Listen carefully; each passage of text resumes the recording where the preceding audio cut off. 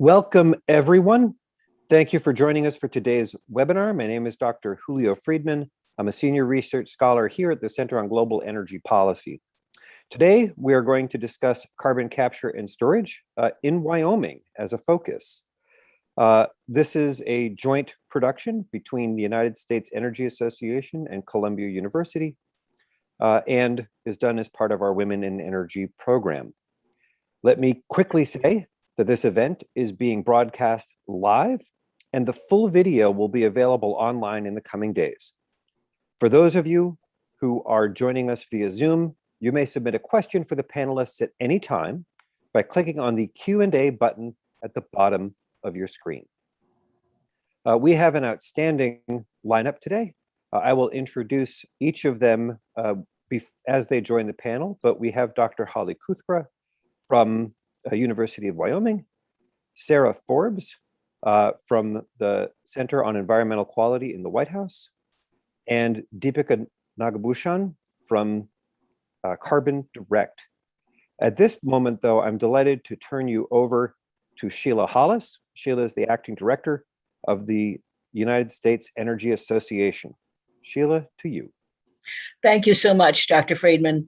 It's an honor and a pleasure to join you here today on behalf of the United States Energy Association and to continue the dialogue on women in energy and women in a very complex and challenging and timely issue that is the carbon capture and storage in Wyoming of CO2. So happy on behalf of USEA to work so closely with Dr. Friedman and his wonderful entourage of staff and colleagues.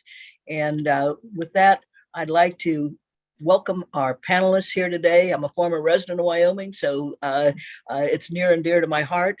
And this is certainly something as well that's of great interest to NARUC. Was a key program at NARUC as well. So it's an extremely timely issue, and all eyes are on Wyoming and what Wyoming is able to do. So Dr. Friedman, thank you so much for inviting me, and on behalf of USEA, we're honored and delighted to play a small part in this. Outstanding. Thank you so much, Sheila. We're delighted to have you here. Look forward to hearing more about your thoughts later today.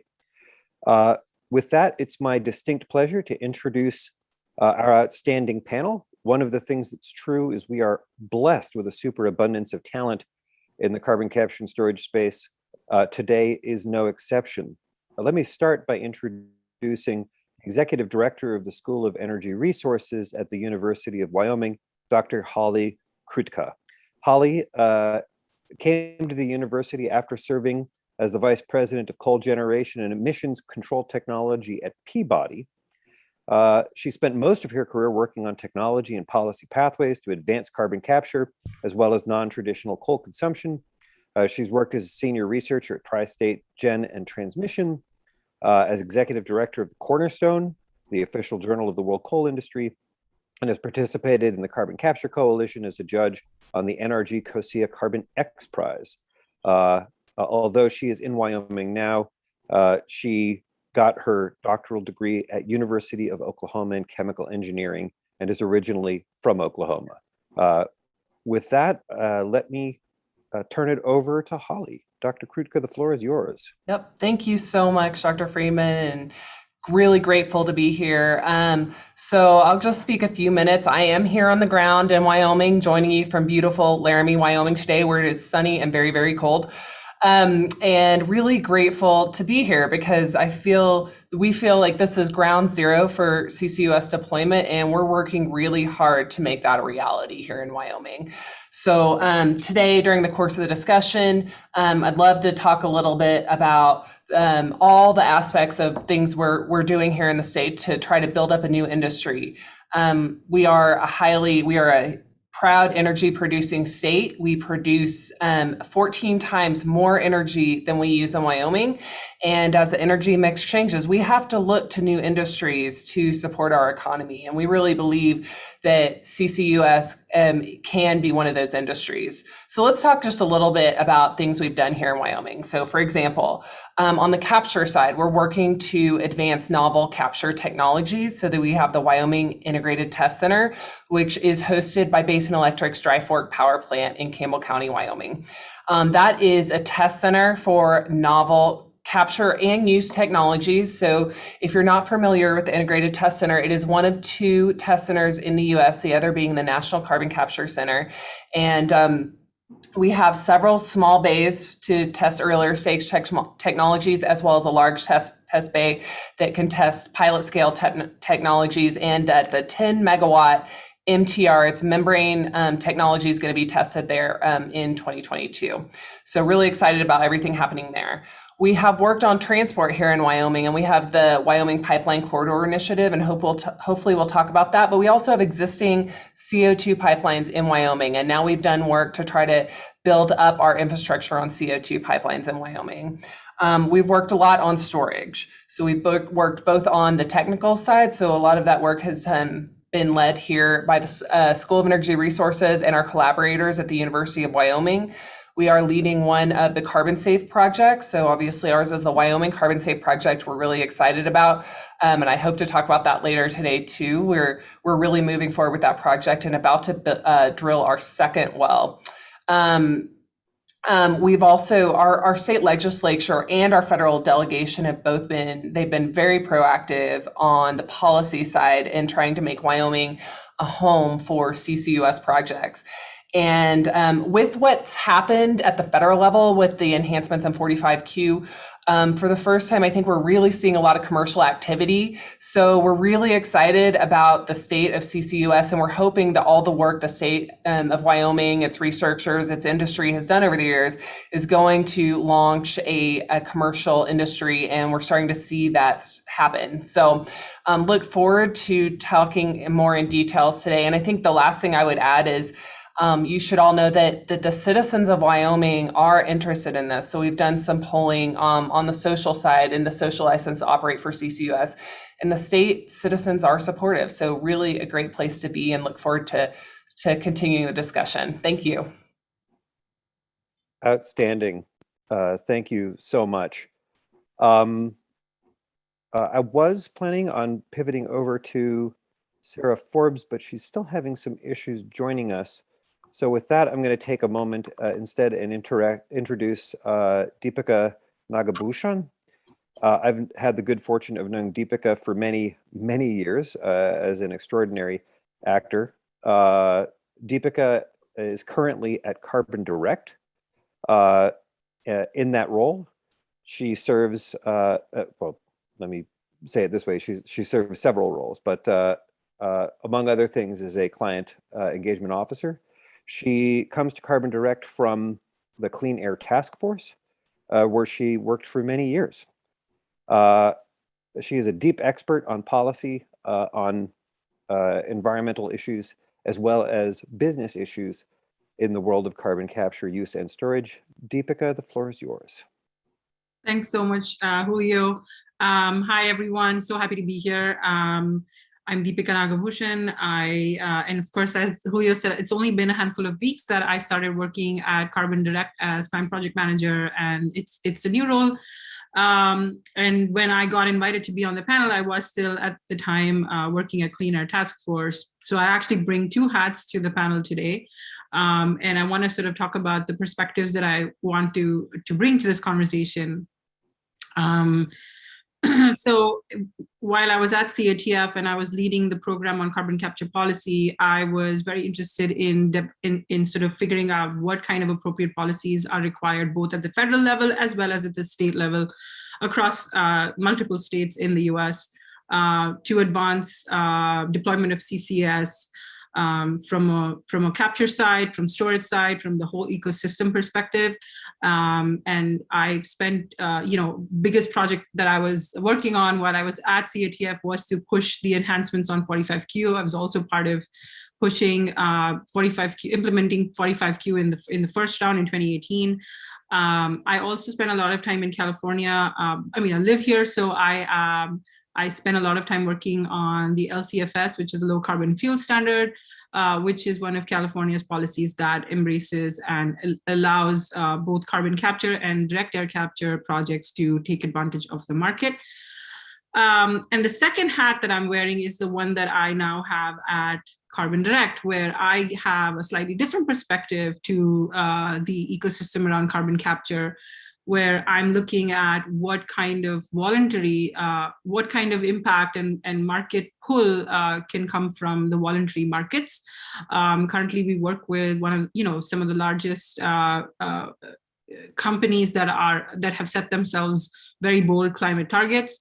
Everyone wants to invest in getting themselves to net zero through the use of some quality offsets, as well as some clients are interested in helping build up the supply for offsets, because there's not a whole lot currently.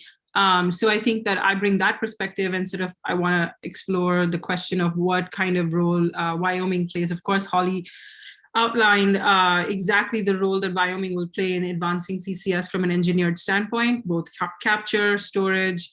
I'm also interested to talk about how that implementation can occur from a perspective of upholding environmental justice principles, because that's a very important piece of the puzzle, I would say. And then also think about potential for nature-based solutions or soil carbon solutions that potentially vast lands in Wyoming could take advantage of, given the voluntary market is sort of growing at a rapid pace right now. So those are the two perspectives I wanted to explore today in today's panel. I'm happy to be here. Thank you so much. Excellent. Thank you so much, Deepika. It seems like we're still having some issues with Sarah, so why don't we start in, and as soon as she arrives, we can then thread her into the conversation. A couple of sort of quick questions here on this. I recall years ago, a predecessor of yours, Holly, a guy named Dag Numedal, would call Wyoming the Big Empty. He liked the fact that there was not only an incredible opportunity in terms of energy, but also an opportunity in terms of storage resource. And you'd mentioned the Carbon Safe project that you're involved in. Could you just take a little bit, talk about some of the units and formations where you think you can store CO2 and how Wyoming is thinking about those, not just technically, but also from a perspective of the state? Sure. So I'm going to answer your second question first, because I do think the state is looking to figure out how we can monetize CO2 storage and provide income streams. And so we're thinking about our pore space actually as not as a mineral, but as an asset, certainly for the state. We are one of the only states that's really done the level of work required to fully characterize two storage formations, with a lot of other work around the state underway. And I think that we have to start not with the Wyoming Carbon Safe project, with the Rock Springs Uplift. So that is in Sweetwater County, and this Rock Springs Uplift is truly a world-class CO2 storage site. Storage estimates are as high as maybe 25 billion tons. So that would be all of the emissions from Wyoming for 400 years if we could fully access that storage site. So really excited about that area. We also have a nice concentration of different types of CO2 sources around the Rock Springs Uplift. And so, and I think it's not just Rock Springs Uplift, but most of Wyoming is the Big Empty. And so this is, while we don't feel like there's a lot of risk associated with CO2 storage at the Rock Springs Uplift, for anyone concerned about risks, there is very little in the surrounding area. So it's a great place to demonstrate this technology. Our other location that is currently underway, so we're studying very actively now, is adjacent to Basin Electric's Dry Fork Power Plant. And that is part of the Wyoming Carbon Safe project. And just like all the Carbon Safe projects, we are focused on developing a commercial scale CO2 storage site. And I am so sorry that I do not have the formations off the top of my head, but I will put them out there as soon as I get them. I'm going to send an email to one of the geologists. Right. It's okay. I know you're looking at the Muddy Formation. Yeah. Muddy is one. Yeah. Yep. So thanks for helping me out. I am a chemical engineer, as everyone heard in my bio, not not a geologist, so Julio Right. can fill in the blanks. The muddy, the frontier, the phosphoria. There's a bunch of formations you're looking at there. Just for the audience, a carbon safe project has a minimum storage requirement of 50 million tons. This project is up in the Powder River Basin. What do you think is likely to be, again, the volumes and storage volumes? So I have a note here. Don't let John forget it's a point. Okay, Sheila, can we ask you to mute, please? I'm sorry. So we haven't set targets per se for the Wyoming Carbon Safe project yet. Like you said, that the absolute minimum is 50 million tons with an injection rate of minimum of 2 million tons per year. We do think that the storage capacity is much, much higher than that, but we're not ready to like exactly put a number on it. So, but it's probably not the scale of the Rock Springs Uplift, but we do think it's a very large opportunity. And there again, we have quite a few CO2 sources in that area. So we're really interested in expanding research on that side as well. Excellent. I want to come back to questions of sort of the point sources and the kinds of things that one can do in the state of Wyoming. But before that, I want to ask actually about the communities. And this is for both of you. You know, one of the questions or concerns that frequently is voiced around CCS is how do communities think about it? How do you think about that in the context of other environmental burdens? How do you think about that in terms of questions of equity and justice? I'm wondering if, starting with Deepika, if you could talk a bit about your own experience in thinking through this, again, through the prism of Wyoming, if you can, and then go back to Dr. Krutka. Sure, I can take that. So one of the few principles, or one of the many principles of environmental justice would be to ensure that communities where projects, industrial infrastructure, which, you know, CCS is going to be, you know, putting steel in the ground, that we kind of not repeat approaches that have been used in the past, where potentially the communities where these industrial infrastructure is built, the communities did not have a say in where it went and how it was built and who benefited from it and who bore the burden. So the most important thing to do right now would be to ensure that there are regulatory processes that are creating transparent, you know, community engagement processes and are allowing communities to have access to the right kind of information, are empowered to make independent decisions and contribute, you know, to the and influence decision making about infrastructure that will go in their land that might have an impact on livelihoods or that might have an impact in terms of health. And those kinds of things. So I think that would be the key. I don't necessarily have a specific perspective on local communities in Wyoming, but in California, this is a very important issue. And I suppose that could be, you know, it wouldn't be different from what might be required to do in Wyoming. In California, for instance, one of the key areas of questions is about emissions, harmful emissions from industrial infrastructure. Will carbon capture increase those emissions? Will carbon capture decrease or do nothing? What is that? What does that mean for the local communities?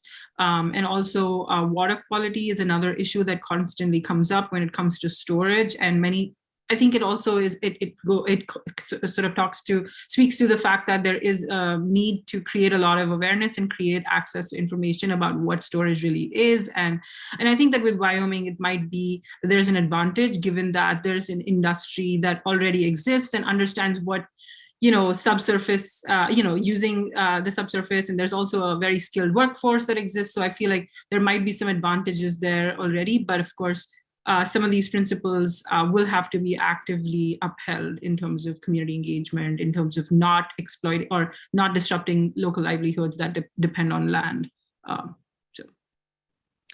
Terrific. Holly, do you think that we can answer those questions well? And how do people in Wyoming think about this? Yeah, certainly. So we've been engaged with citizens of Wyoming throughout our CCUS research, and we in conjunction with the Hobbs School of Environment and Natural Resources, we did a study across the state last year, and we did find that across the state. In general, Wyomingites are very supportive of CCUS, probably much more so than other states. So if you add, I'm going to give you some numbers. So 37.8% believe CCS is important to keep Wyoming fossil fuels competitive in the marketplace. And then another 30% support CCS because it should be adopted to reduce carbon emissions. So there you're almost up to 70% between those two groups that are supportive for different reasons. We have still work to do. We have 32% of respondents that weren't sure. So we still have work to do in reaching out to our community. But if you look at those that answered that we should focus on renewables, there could be harmful side effects, too expensive and not important. Those all added up to less than 30%. So we're very interested in continuing that outreach. But in general, Wyomingites are supportive of CCUS. I do think one question we get that you might not get everywhere is what's going to happen to Wyoming minerals. So not water, but our bread and butter and our oil and gas production in particular. And so we do have to keep explaining that storage is not going to impact the water table. It's not going to impact minerals in the state. So, and I would say this kind of public outreach is part of all our projects, and it's even required by the Department of Energy for that funding. So it's part of everything we do, and I think we're making progress. I would say I also think one of the reasons Wyomingites are familiar is because we are in an energy state. They are very comfortable with this kind of work, but also they see it as an opportunity. So particularly for oil and gas operators, potentially they could transition to be carbon management companies and have a part of this future and look to retain those jobs here in the state and build a new industry out of CCUS. So generally we're doing good. We still have work to do though. Marvelous. With that, I'm going to take a moment here. One last point, Holly, on what you just said. It reminds me that often a question that comes in Wyoming that is different from other places is how might CCS affect ranching, which is something that is a fair question to ask there. But we are finally able to hear from the remarkable Sarah Forbes, who has finally joined us by phone. We're still working to getting her screen up, but we're keen to have her share the conversation and her perspective already. I've had the good fortune of knowing Sarah again for many, many years. Right now, she is the Director of Carbon Capture, Utilization, and Storage at the Executive Office of the President, where she works at the Council for Environmental Quality. She has spent many years at the U.S. Department of Energy, and among other things before that, has also worked as a senior associate at the World Resource Institute and at National Energy Technology Lab. She has a master's from Mississippi State University and has lived all over the country and done all kinds of remarkable things. Sarah, thank you so much for joining us. We look forward to your thoughts and comments. Thank you. It's a pleasure to be here, and I am sorry we couldn't get the video feed working. But I want to talk just briefly about the work that is happening at the Council on Environmental Quality in CCS, and then I'll make a couple of points that tie to the discussion we were just having. So the Use It Act was included in the Consolidated Appropriations Act of 2021. And the reason I'm at CEQ is because that language gave CEQ 3 specific things to do on CCS. They're all focused on identifying and inventorying existing permitting requirements and best practices with an aim of advancing efficient, orderly, and responsible development of CCS projects at increased scale in the United States. The first thing that CEQ was tasked with doing was a report on CCS, which was published in June. And if we have time, I'd be happy to talk a little bit about some of the issues that were flagged in that report that the Council on Environmental Quality is going to continue working on in time. The second, and the thing that I've been focused on lately, is guidance to the federal agencies. So the Council on Environmental Quality, the White House, will be issuing guidance to the federal agencies for things they can do right now to facilitate the efficient, orderly, and responsible deployment of CCS in the United States. And the third thing is to establish task forces. There will be at least 2 task forces per the congressional language, and those task forces will be tasked with reviewing that guidance that is to be issued this year on an annual basis and submitting a report to the chair of the Council on Environmental Quality. To tie into the discussion we were just having on community engagement and on Wyoming and specifically, there are 2 points that I'd like to make.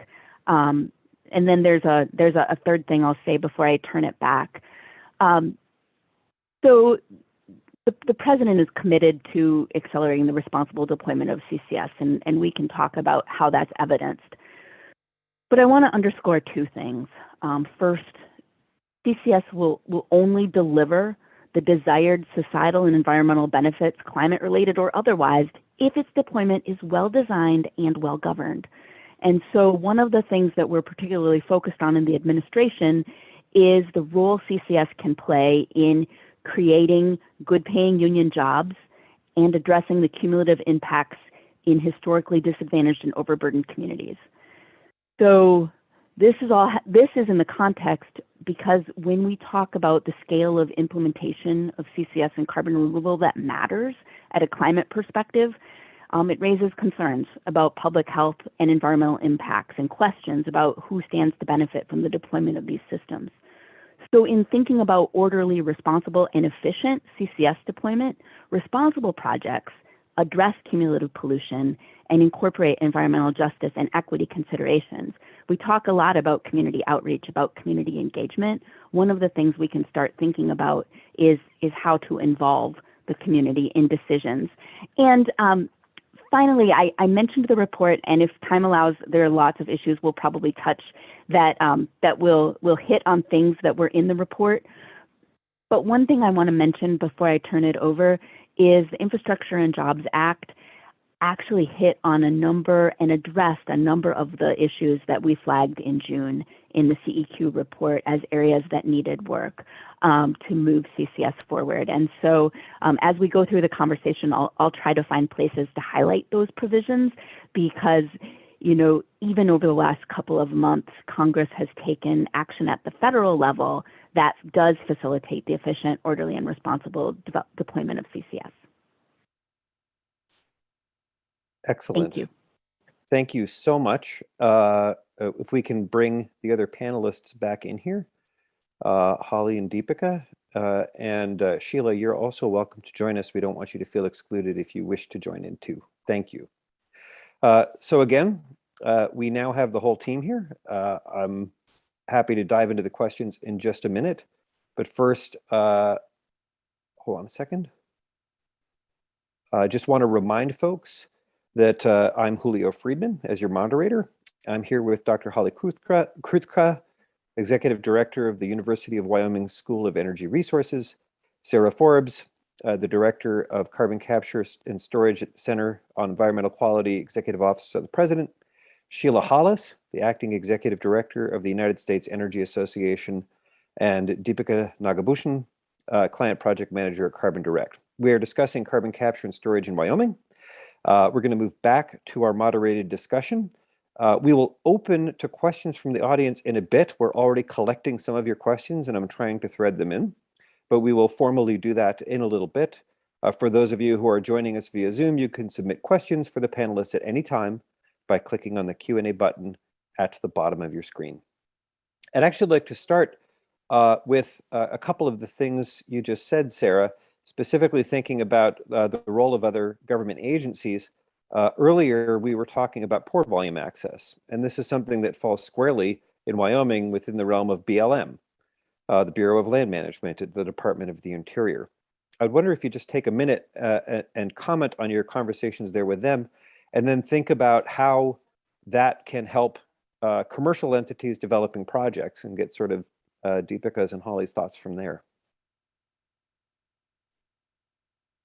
Thank you. This is one of the issues that that has been flagged not just in the report that CEQ issued in June, but in previous interagency task forces. President Obama convened an interagency task force that highlighted the need to make progress on this. So one of the things that we flagged in the report was thinking about federal lands broadly. What does it take to permit, and what's the process for leasing pore space? And so we've been working with the Department of Interior, and we'll continue to do so, as well as the other federal agencies who manage land. That is an issue that we flagged in the report and can be taken up in the guidance. Excellent. I will add one thing. Can I add please. one more thing? So one of the areas, so it's an issue, across.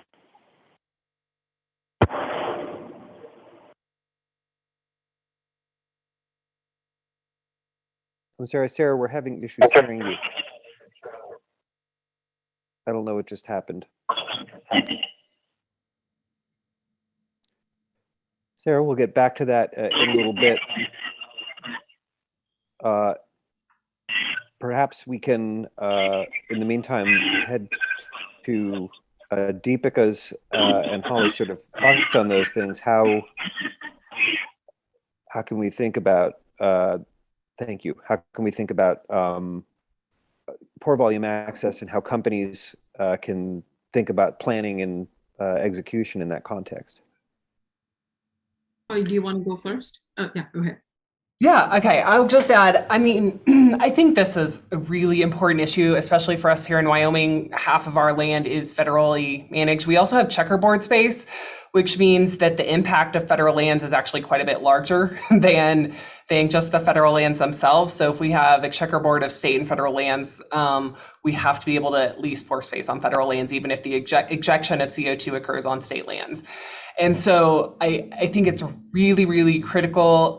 We are really honored to be, so our SCR faculty member, Tara Rigetti, is working with Senator Barrasso staff to support them. And I hope that there will be some movement on this at the federal level. So first of all, I just want to say this is really important. Thank you for covering it, because we see this as one of our most important issues. But I will say in the near term, there are very real implications. We have commercial developers looking at CCUS projects in the state. So if they can't get large enough state or private lands for their injection, then they can't figure out how to lease federal pore space, they might look at enhanced oil recovery instead of CO2 storage in the near term, despite all the work we've done on the CO2 storage side. So we're very hopeful that there can be some really clear guidance on how to lease that federal pore space in the near term. So. And I think I'm going to respond to the point that Julio, you brought up, which is what can be the commercial opportunity here with regard to pore space. And one of the things that I was thinking about when I was at CATF, which was a long time ago, when you think about the fact that we are not really capturing and storing a whole lot of CO2 right now, and we have to get to, like, say 300 million tons a year in 2030, we don't really have much time. But and when you think about that and compare it to the issue of, like, every single capture project needing to find its storage partner or build a storage site, find a storage site themselves, get the permitting done, which could take maybe a year, or maybe long, give or take, maybe longer than that, depends on state by state. And given the primacy, state primacy now in Wyoming, that might make things easier and faster even. But the fact that every project that is going to capture their CO2 has to still sort of answer the question of where that CO2 will go can be the cause of, I would say, slowing down rapid deployment of the technology. So one of the opportunities that might exist is to have a commercial storage operator that can do large scale, basin scale storage that can then be a sort of a one-stop shop, sort of a big, known off-taker for anyone that wants to capture CO2. And it's sort of a business model that could be explored, which, could be similar to power grids that, power plants connect to the grid where they're built. So something like that could be, I would say, an opportunity, and it will probably take collaboration from the Carbon Safe projects and all the partners that it has, and of course, private players as well. So I just thought that that would be important. And the other thing that I know we're not touching upon nature-based or non-engineered solutions much today, but I did want to sort of throw something out there. So in my new role at Carbon Direct, I help corporate clients figure out their offset strategy, and offsets largely tend to be in the nature-based carbon solution space rather than engineered. I mean, it's not that it's exclusively nature-based, but it's very largely so. And one of the things that I have read about recently, as I've started upon my new role, is that there is opportunity for soil-based carbon storage. And given the vast lands in the state of Wyoming, one of the opportunities, what I'm reading about, is that there might be some restrictions, or sort of, because a lot of ranchers might use land that is leased from BLM, there are certain rules that apply in terms of what kind of grazing practices or what kind of soil management practices that are allowed. But if there was flexibility in that area, that there might be opportunities for creating financial opportunities, commercial opportunities for ranchers to store carbon from a soil carbon perspective. So I just wanted to throw that out there. I know that this isn't related to pore volume, but I thought it would be an interesting opportunity as well. It's not related to pore volume. I do want to come back to issues of CO2 removal broadly, not just the soil-based, but other approaches as well. Before I do, though, two things. One of them is Sarah is back with us, so thank you for joining us again, and sorry for all the technical issues. I want to get to a couple of related questions to your first point, but first, in thinking about pore volumes, you're thinking about commercial projects. There's also a whole set of regulatory issues. There's permitting, there's legal issues. I thought that Sheila might have a perspective on some of that. Yes, indeed. And thank you so much, Dr. Friedman, for allowing me to speak. USDA is looking at these issues broadly too. Let me say, we've worked in 104 countries around the world. So, and many of them are coal dependent. And to the extent that the ideas that are being explored here and proof of concept that's being developed here, it can move beyond wonderful Wyoming, which I adore and love, in the United States, but around the world, into those parts of the world that desperately need to get a grip on the coal utilization, and to use the CO2 developments, the CO2 storage developments that you are focused so well on. It is something that really could benefit the world. And so starting in Wyoming is a great place to do it, because Wyoming is a place where things can happen, where there's a lot of energy interest, but still concern for environment. And that balancing is done very well in Wyoming.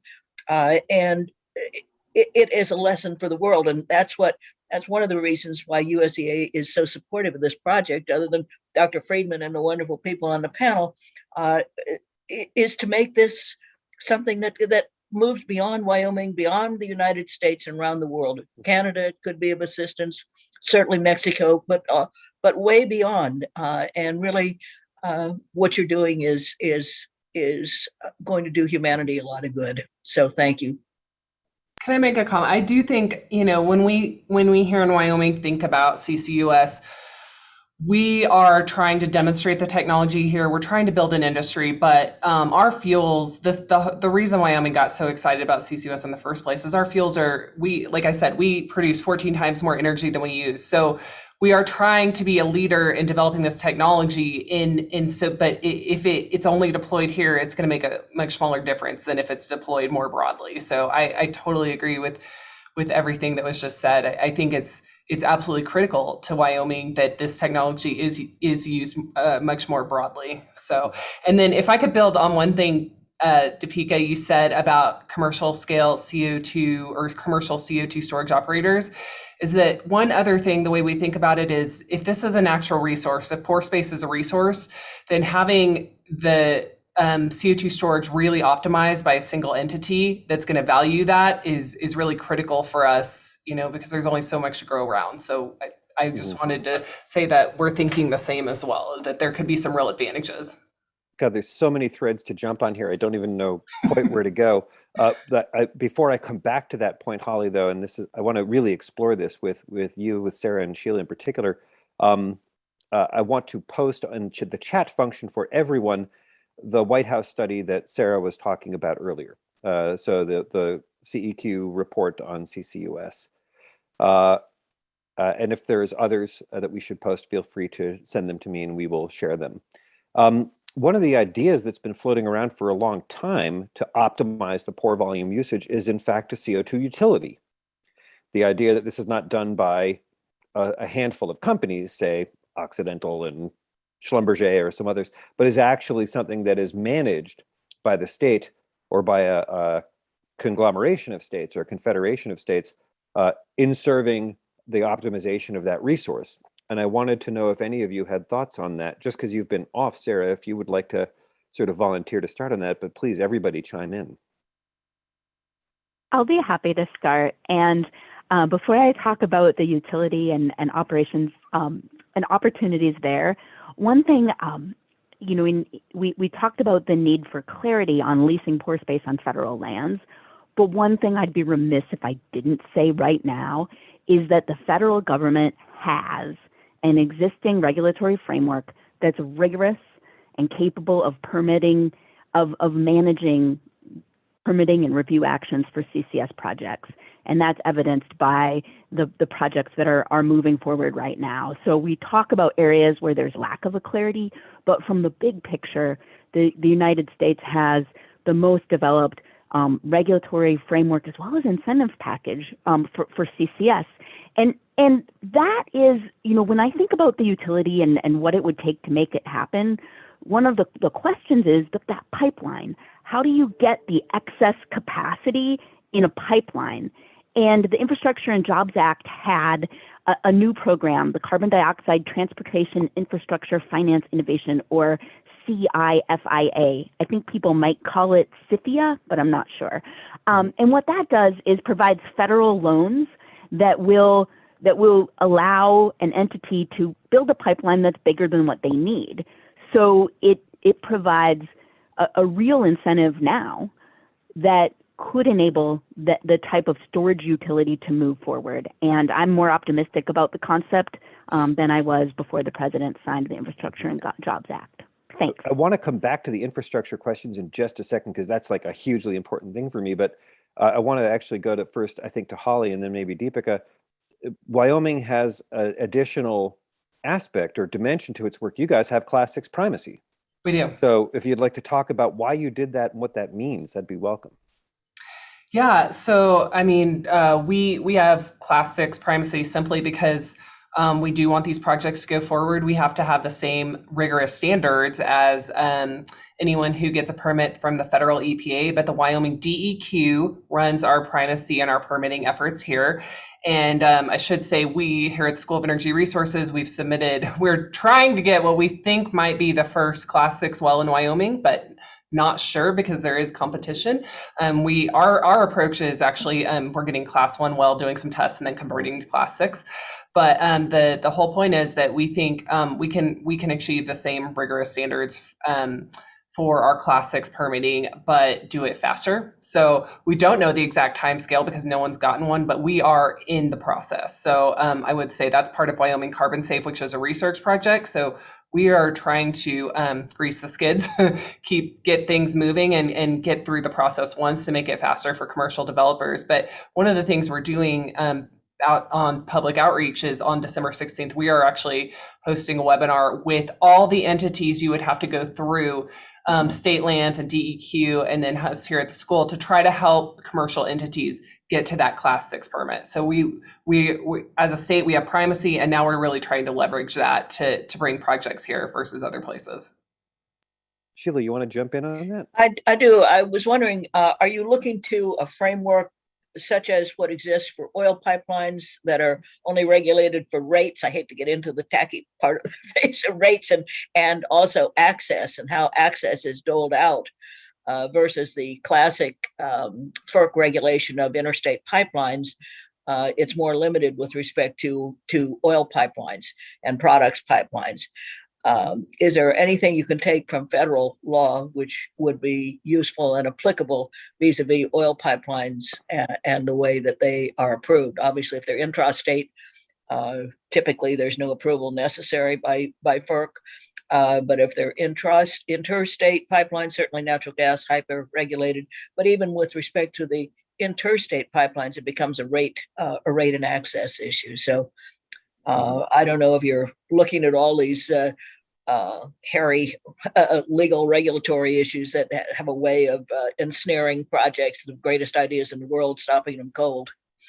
I think for the most part, we've only looked at interstate, so inside Wyoming pipelines. And we probably haven't gotten into all the issues you described, but we do have existing pipelines in Wyoming, as most people know. And then we have launched and executed the Wyoming Pipeline Corridor Initiative, which established corridors on public lands for dedicated CO2 pipelines. And it connected, a lot of this was led in conjunction with the Enhanced Oil Recovery Institute and other stakeholders across the state of Wyoming. But it connected CO2 sources with oil fields suitable for CO2 enhanced oil recovery and geologic sequestration. So the idea was lowering the cost for industry up front and facilitating permitting. So we, as a state, we have looked at some of these things inside the state borders, but have not gone that extra step that you mentioned of cross anything. What about tribal land? What about tribal lands, Dr. Holly? I'm not sure. I don't think we've crossed any of those. I think we focus on federal lands exclusively. So yeah. Outstanding. In that exact context, I will be moving to questions of CO2 removal in just a minute, but I do want to dwell a little more on infrastructure here. Infrastructure really helps a commercial project. If you have a CO2 pipeline, it makes it much easier to launch. You can connect to resources like the Rock Springs Uplift, which you might not be able to access some other way. We have this new Department of Transportation loan program, CIFIA, that Sarah had mentioned. The Use It Act allows pipelines for CO2 to be eligible for fast path permitting. And again, in Wyoming, it's not hypothetical. You guys have thousands of miles of CO2 pipelines already and a long list of experience of this.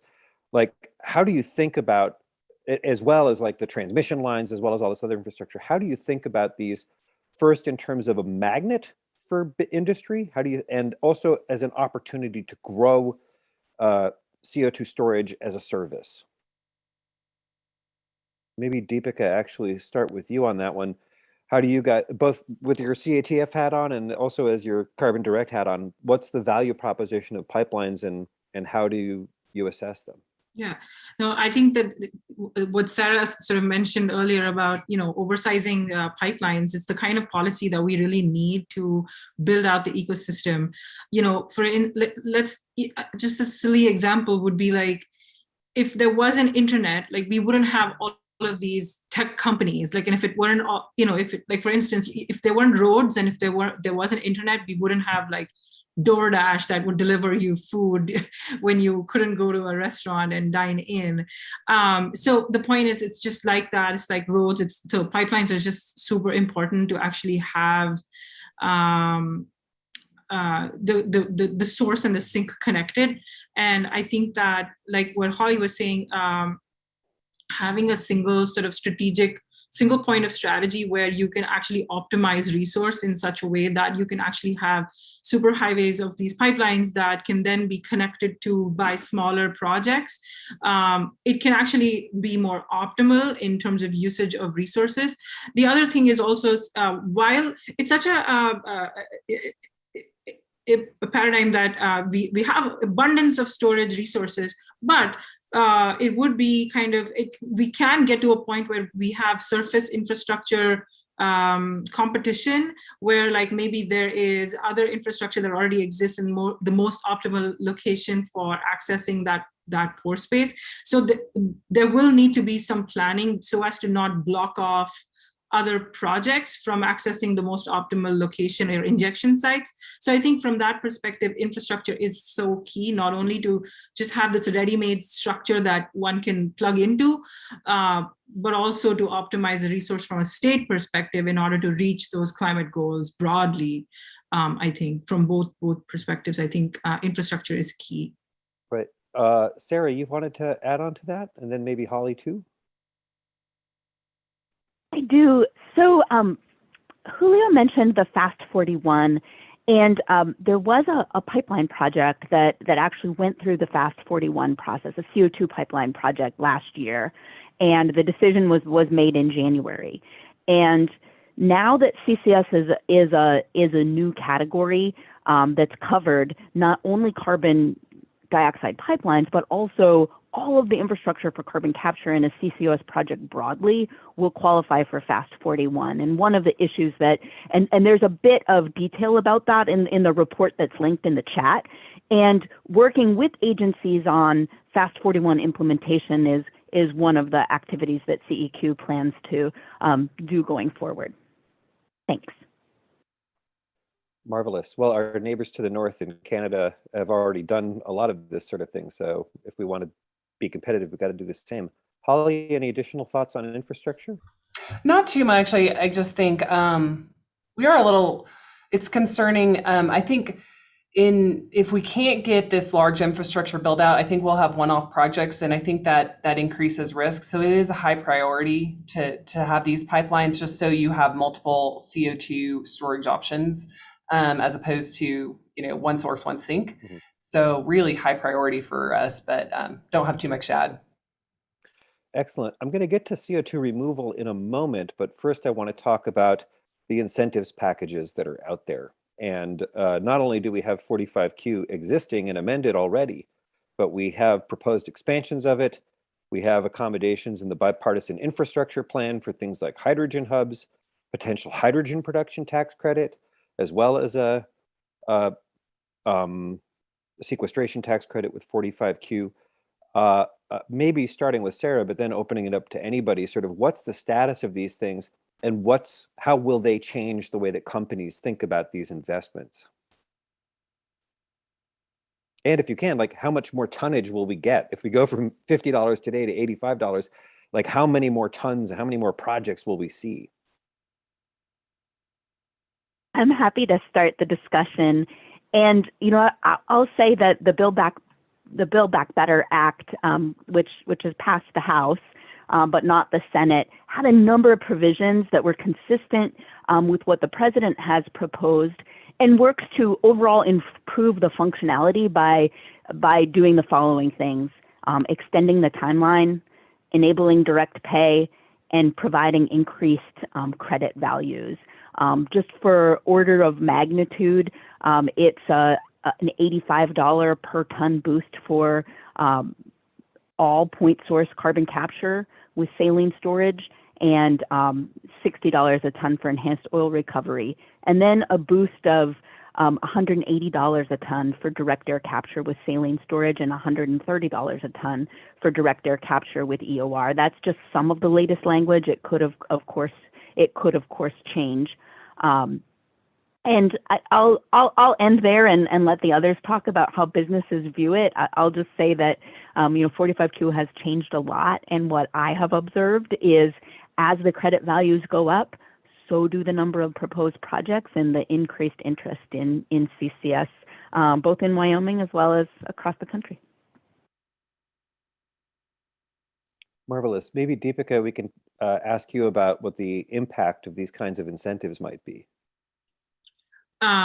So back in 2018, when the 45Q revisions happened, and we got even the current level, got to the current levels at $35 and $50 a ton, I remember we did an economic study that said that we could get about 49 million metric tons.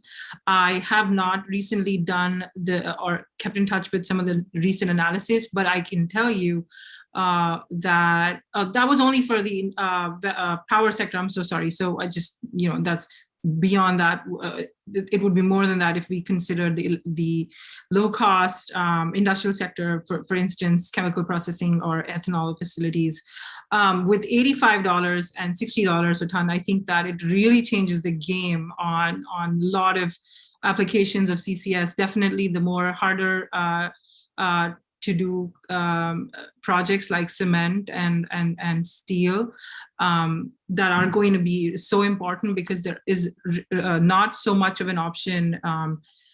You can't just switch to renewables when it comes to cement production or steel, because most of those emissions actually, in the case of cement, it's like 60% of those emissions come from the chemistry itself rather than energy use. So carbon capture is very important. And so with industrial, I think even natural gas fired power plants would benefit from a higher value, because the issue with natural gas power plants is that they relative to coal-fired power plants, they emit like half the tons per megawatt hour.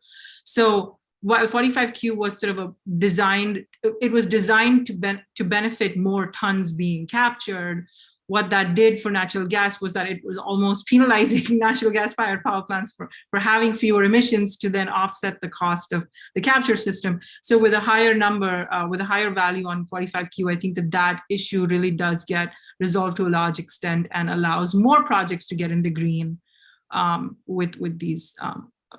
I don't necessarily have a big number. I could assume that it could capture, tens of millions of tons more with higher levels. I guess I'll just add, at the risk of asking a now academic what companies think or businesses think, we are working with the private sector. We do know of commercial projects that have not yet gotten to FID to make that final investment decision. I think there's no question that increasing the value of the 45Q tax credit would push them over the edge and make this really happen. And then you have to think about, does this become a positive feedback cycle where you can start to see the costs of CCUS come down, and we can see more projects launched because of that. So that's the optimistic side of looking at it. But I think there's no question that it'll make a difference, and it will make a difference, as Deepika said, to other industries. So we have other non-power sector industries here in the state that are looking at this. And I think it will spur projects where we didn't expect them before. We have so many incoming questions. I really want to get to those in just a minute, but I do want to take just a second and talk about CO2 removal. Increasingly, we know that reaching net zero climate targets requires very large amounts of CO2 removal. Almost certainly requires a combination of nature-based pathways like trees and soils as managed ecosystems, but also engineered pathways, things like biomass carbon removal with storage, bioenergy with CCS, direct air capture. Because of its energy resources and because of its CO2 storage resources, Wyoming seems like a pretty interesting place to think about these things. From both a technical, operational, and sort of business perspective, and also in the context of the president's plans, how do you all think about CO2 removal in the context of the state, and how can it be accelerated and supercharged? We'll say the state is really interested in this topic. Ranchers across the state are looking at a way of ranching for a profit. It's kind of a joke, but not really. I mean, we're looking at anything we can do to help the ag sector. There is already existing models as well, like sage-grouse credits that are accessible. So the state legislature is actually, I don't know if anything will happen with it, but they are looking at a bill that the state could become maybe a verifier of carbon credits. I don't know if that will go anywhere, but I would just say, whether you're talking about forestry practices that could provide bioenergy to combine with CO2 storage, so BECCS or soil carbon or forest management or invasive species, I think we all see it as a broader industry that we can build here in Wyoming. And that might surprise a lot of people to hear that out of the state, but it really is something we're looking at, because we have so much land that is generally undisturbed, and where we could do these practices. So, right. And these practices include things like multi-paddock grazing or adaptive multi-paddock grazing, addition of biochar to soils. And again, I know that your university has a great deal of expertise in these subjects as well. So look forward to what comes out of that. Deepika, how do you think about these things in terms of opportunities for services and for companies? Yeah, as I was saying, I am sort of new to the nature-based side, but in terms of carbon removal, I think, going back to the points we were making about storage as a resource, I think putting carbon capture closer to storage could even, help, because you're now avoiding the cost of, transportation. And, it really matters where the energy, clean energy might be available for direct air capture. I think some of these projects could use up some, would require land as well. So, having that having access to quite a lot of, it's a larger footprint in terms of for direct air capture. So I think that could be an opportunity, but also touching upon the soils point that I was making earlier, which is that I think that there might be some regulatory opportunities to modify or avoid provide flexibility to ranchers that access land owned by the federal government, allowing them to modify practices that can enable increased soil carbon storage that can then allow for them to access the voluntary carbon market and get paid for those activities beyond their current income streams. So I think that those are opportunities that I definitely see, and there's a growing emerging market that is really looking for supply of such removals and wants to pay for it in the voluntary space. And I think that that's an opportunity that is currently ready for it's like ripe, I would say, to take advantage of. Sarah, your thoughts on CO2 removal, and particularly in the context of the president's American Jobs Plan and others? Yes. So one of the things we highlighted in the report that I think is worth reiterating here is that so first of all, CDR is necessary for achieving climate goals. There are a few of the CDR approaches, including direct air capture and BECCS, which bioenergy with CCS, which also require geologic storage. So responsible CCUS, whether or not it's CDR, enables future CDR. And one of the things to keep in mind is, irresponsible deployment or bad experiences with CCS can constrain future CDR. The Infrastructure and Jobs Act had a lot of incentives and money for clean energy, including $62 billion for DOE. And part of that is for work in CDR and specifically direct air capture. And on Monday, the Department of Energy released a request for information.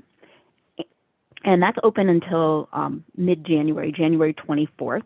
And what they'll do is they'll collect information from people such as yourselves about direct air capture and other emerging carbon management CDR approaches, and use that to help design the program that will flow from the Infrastructure and Jobs Act. Thank you. Excellent. And in fact, one of the provisions already enacted in the bipartisan infrastructure package is the $3.5 billion for 3 direct air capture hubs. I'm sure that Wyoming is thinking about that as an opportunity as well. Sheila, anything you want to add, not just in terms of the policies, but also maybe U.S. competitiveness, maybe sort of American leadership, other questions around this? Absolutely. I think that this could be a model for other parts of the world, that the technology, the methodology, and the process that has pulled this together could be utilized in other countries, certainly in the countries we work with that are heavily coal dependent. This would be a lifeline to assist them as they transition to other forms of energy. This could certainly be a lifeline, whether it would be permanent or whether it would be a 25-year plan. Who knows where the world will be then, but I think it is something that's adaptable in many, many circumstances that we see, particularly Eastern Europe, but not only there. Certainly, India is a natural for this to be explored in. India is confronted with the fact that that is extremely coal dependent, that very significant portion of the population has no electric power whatsoever. And basically, they're willing to take whatever electric power they can get from whatever source they can get it still. And there's other parts of the world where the energy poverty is just so heartbreaking, and is an impediment for those countries to be a part of the modern world, to say nothing of improving just the life of people and preservation of the environment. They basically are in positions where they have to take whatever energy form is available, and sometimes it's not very pretty what transpires. We try to go into those countries and to assist them in making that transition, but your tax dollars at work can only go so far. There's an enormous amount of U.S. taxpayer money that's going into this right now. But if we could take the ideas here and move them around the world to enable a more rapid transition to lower CO2 emissions, it would be a godsend. So just thinking not just domestically, but international, the good this could do for the world. Thank you so much. As much as I love asking questions of my own to this extraordinary panel, we have an enormous range of questions already, some of which we've tried to get to, but there's many we are just starting in. Again, if you would like to add a question, please do so using the Q&A function at the bottom of your screen. I want to start with one question from Kate Bosler, who asked, can you address the critique that CCS will lead to mitigation deterrence, meaning the appearance of some other option that makes mitigation of climate change less critical? If anybody would like to start in on that. Sarah, maybe you want to start, but anybody's welcome. I'd be happy to. So ultimately, we need all of the approaches if we're going to address climate change. And one of the areas where it's particularly important and where CCS has a critical role to play is in the industrial sector. High temperature heat is needed to drive industrial activity, and process emissions from chemical reactions are difficult to address, and CCS is one way we can get at that. We've also talked a little bit about CDR, including direct air capture, and I'll highlight that direct air capture is one way we can get at some of the transportation emissions that are not being addressed by the transition to electric vehicles. Thanks. Others?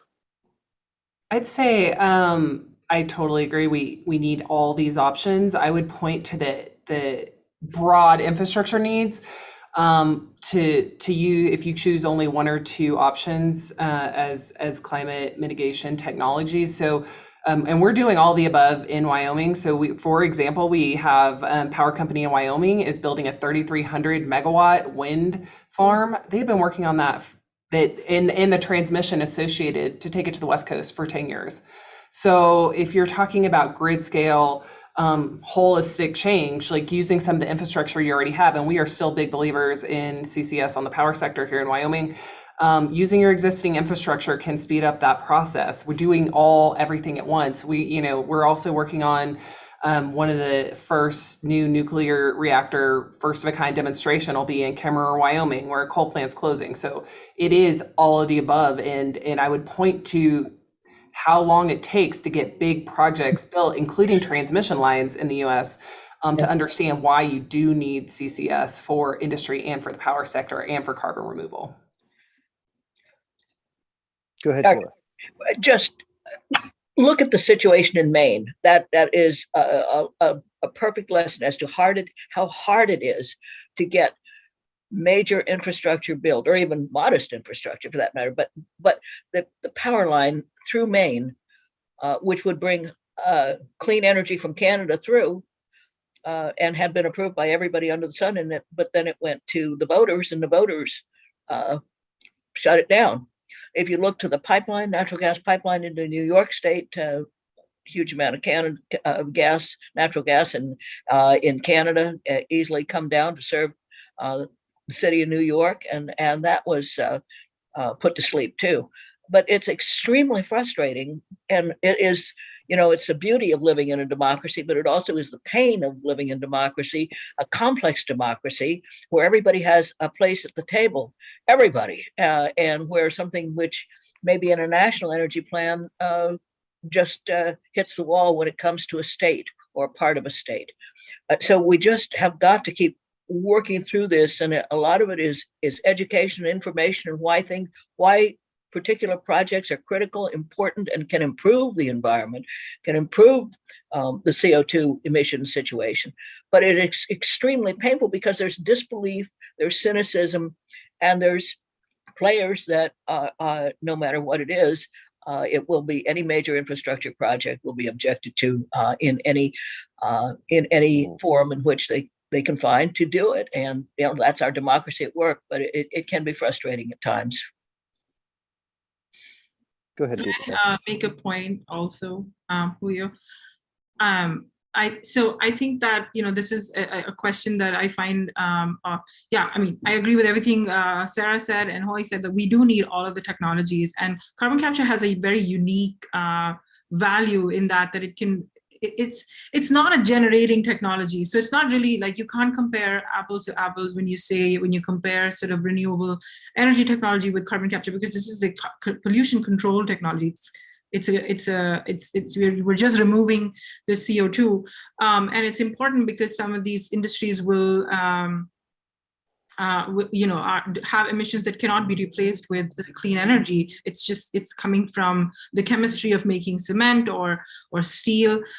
And as Holly said, it's about using the existing infrastructure and trying to sort of avoid the issues of CO2 emissions. But the other thing is also that CCS is, it's also an opportunity in the sense of like utilization. I think that there's a whole new closed loop economy that can be built around it.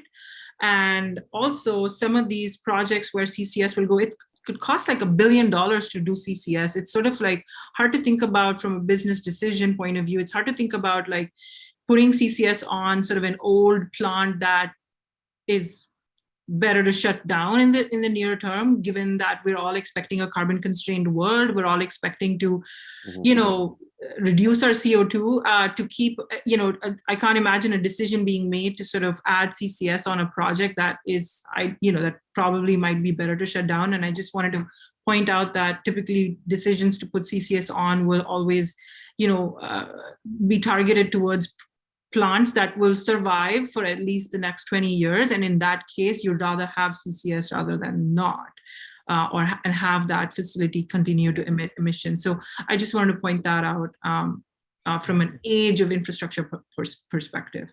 Yeah, the vintage of the plant matters a great deal. We have a bunch of other questions. There's a quick one, I think, for Dr. Krutka.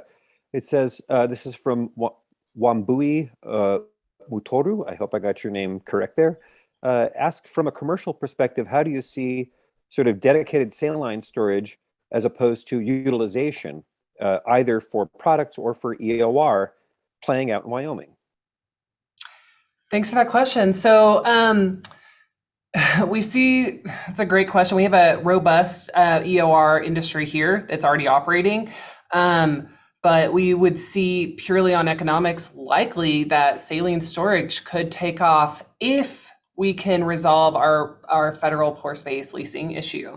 In the meantime, I think that we'll continue to see EOR projects moving forward. And so I just want to explore that just a little bit. What I thought I heard you just say is that the barrier to saline storage is not strictly financial, that there's also a regulatory and access issue that needs to be resolved. I do, yes. I do. Yes, that's correct. I do think there's some spots, some locations in the state where saline projects will move forward. But if there are federal lands in the area, then there might be a more likelihood in the near term to, at least till we have this leasing issue figured out, to tend toward EOR. But I think from economics that we believe saline storage is a winner. Somewhat related topic, perhaps. This is from Chris Davis. The question is, do you anticipate legislative proposals for the state to assume long-term liability for CO2 sequestration? And what might that mean? Would love to get Sarah's and Sheila's thoughts on the same topic afterwards, but you first, Holly. Yeah, there is a bill moving forward. I do not know if it will succeed. I think there may be constitutional issues, but we'll see. It is modeled on what North Dakota has already done after 10 years post the last injection for the state to look at liability. So that could be reviewed and taken up at our legislative session in February and March next year. I hate to say set aside, but maybe just a set aside going forward for such contingencies might be one way to get through the eye of the needle. Also under consideration. Thank you. Yeah, that sounds like what California does. There is, under the permanence protocol within the state of California, a project will have to contribute to a buffer pool for credits, but that only, I think that works differently because it's a market here of credits, and there's a contribution, I think it's up to like 7% right now. I don't know, that might change, or and some people do believe it's really high because people are aware that we know how to select the right sites that prevent leakage. So 7% is super high, but that could be something that can be discussed. But that is a format that California uses to have projects contribute to buffer pool, to have that contingency, but also have rigorous site selection rules and requirements that would prevent some sort of leakage in the future. And I guess focus on prevention is really where that's the main key. We do actually have a comment, not a question from. Go ahead, Sarah. You first. Okay, I'll be very quick. I'll say the CEQ report highlights some of the diversity in ways that states have addressed long-term liability in ways that work within their state law, and how property rights are dealt with in the state and how industry works in that state. I do want to make the point that sometimes people use the term long-term liability when the issue is really around financial assurance and the financial assurance requirements that come along with the permitting. In many ways, operating the CCS project is similar to operating any similar industrial project, such as in the oil and gas industry, and projects can purchase insurance products through the market just like they would for normal operations. And happy to provide more detail, but the report does articulate a few of the creative ways different states have dealt with what happens after the financial assurance in the out years. Outstanding. And again, that report is in the chat function for all to take a look at. I did want to highlight quickly a comment we received from Noelle Lika in California. I think I pronounced her name correctly there. It says, we are working to define pore space ownership in California with the California legislature and to assist utilization definitions for land acquisition. Noelle Lika Project 2030. So Wyoming is by no means alone. And as Sarah said, many states are trying to do all of this. Other questions here. It says, can you please, this is an interesting one. I don't like generally pitting state against state, but we are seeing some of this coming up. Texas, California, and Louisiana are all barreling forward on CCS. And in fact, we have had seminars just like this. We have a question here from Gabriel Abgerinos, I think is his name. Can you please discuss CCS opportunities in terms of sources and sinks in Wyoming versus Texas? Does Texas have specific advantages where many emitters may be poised to take action? And thinking here, perhaps Deepika, you first, in terms of how commercial operator may think about this, and then maybe Sarah and Sheila. Yeah, I think there might be more storage volume in Texas area than relative to Wyoming, but that shouldn't be an issue because it's multiple hundreds of years of worth of storage anyway, so that's not a constraining factor. But what I think the key difference might be is just how easy it might be to access all of that space, because I think with Texas, the offshore storage is actually owned by one single owner, and that's the federal government, as opposed to like what Holly was mentioning about the checkerboard situation in Wyoming with multiple different landowners. That might just be a different kind of hurdle to jump over.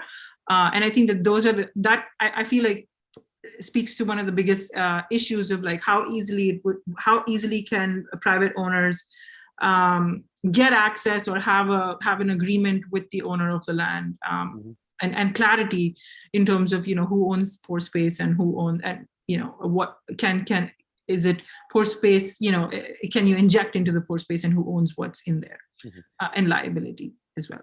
So I was going to go to Sarah anyways, but Deepika just mentioned one of the other agencies that you have to deal with in addition to BLM. Do you want to talk about BOEM and how you think about that? Sure, I'm happy to do that.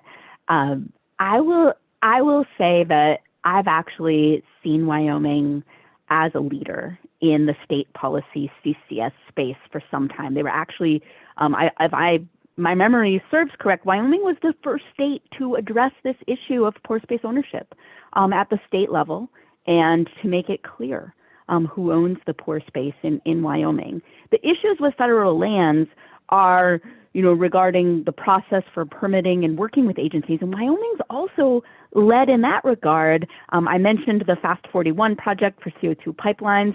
Wyoming also, through the Pipeline Infrastructure Authority, worked on corridors for CO2 pipelines. And so I think, and I've talked about the general benefits for Wyoming. I think similarly, Texas, California, and other states have their distinct advantages.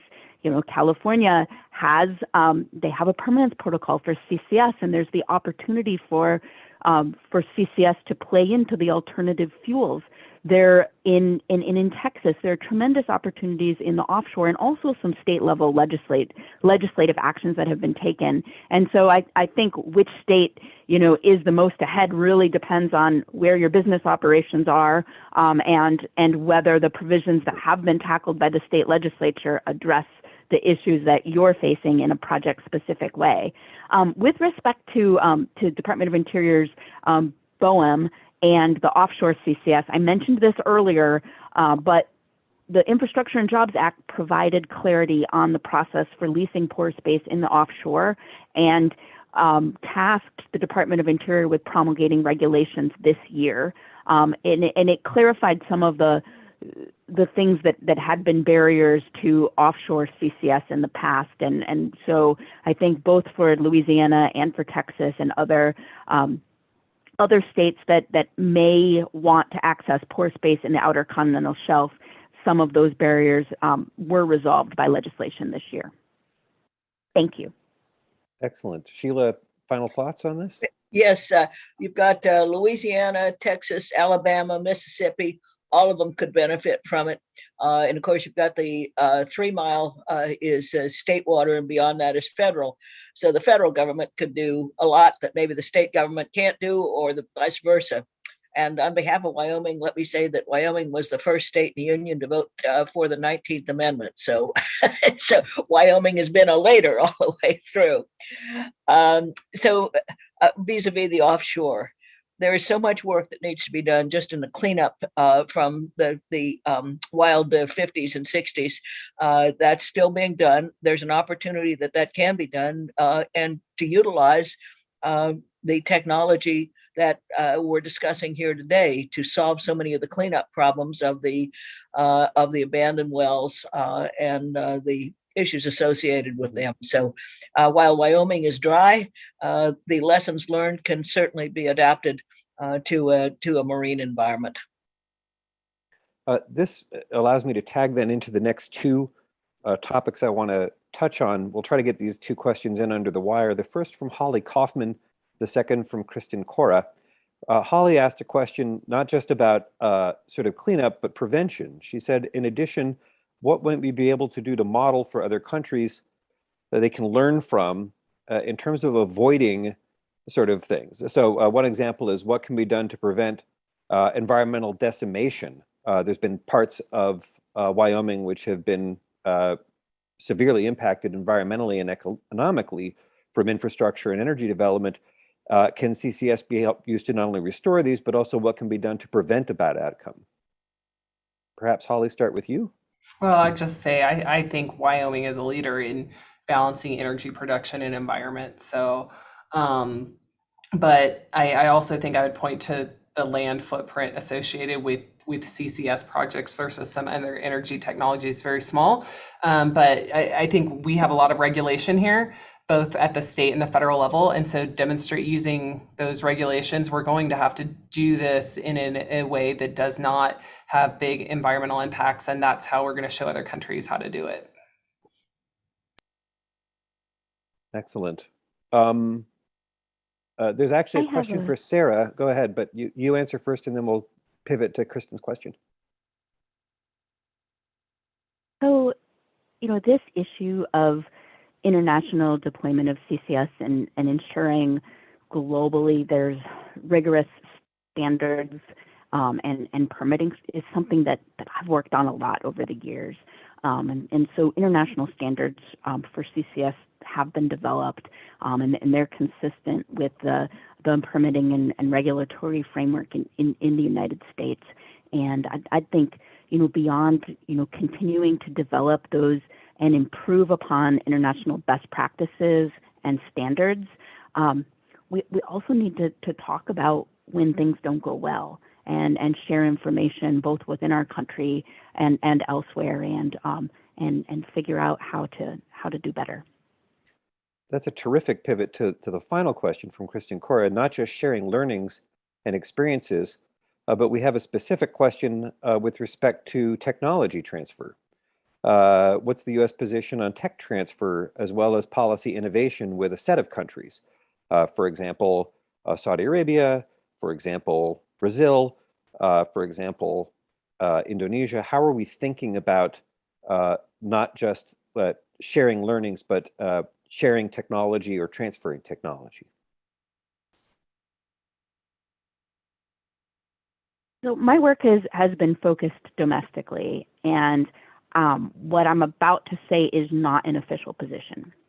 But what I will share is, over time, there has been active technical cooperation, both in country-to-country agreements, and I'm speaking to some of the work the Department of Energy has done between country-to-country agreements, and also collaboration on CCS technology as part of multilateral forums. There's active work happening under the auspices of the International Energy Agency through its CCUS unit. There's under the Clean Energy Ministerial, there's been a CCS action group that's been active. And the United States stood up the Carbon Sequestration Leadership Forum, which has long been a leading venue for countries to share technical knowledge, know-how, and experience on CCS technologies. So I don't know if that directly gets at your question, but what I want to leave you with is there has been and is ongoing a great deal of technical collaboration and information sharing with our allies on CCS technologies. Sheila and Deepika, any last words on IP sharing or competitiveness or anything like that? Well, certainly USEA with the support and funding from DOE, USAID, state, we're working in a variety of countries where ideas and technology, the sharing of them to help them improve their lot and to make it cleaner, more sophisticated, more accessible. That's what we're about. That's our core function, and so we are honored to work with at the behest of and hand in hand with our government to make that happen. The last word. Nothing to add. Excellent. Well, I really wish we could do this for many more hours, but we are at time. Please join me in thanking our speakers today, Dr. Holly Krutka, Sarah Forbes, Sheila Hollis, and Deepika Nagabushan. And thank you to the audience for tuning in as well and for sharing your thoughts and questions. As we mentioned at the beginning, a full video of this event will be available on the Center on Global Energy Policy's website in a few days. Our next event is China's energy transition. This will be held at Thursday, December 9th at 9 a.m. Eastern Time. You can register on our website. For a full calendar of upcoming events, please visit the Center on Global Energy Policy online. We hope you will enjoy the rest of your day, and we look forward to seeing you soon. Thank you all, and thank you again. Thanks, Julio. Thanks for having us. Thanks. All the best.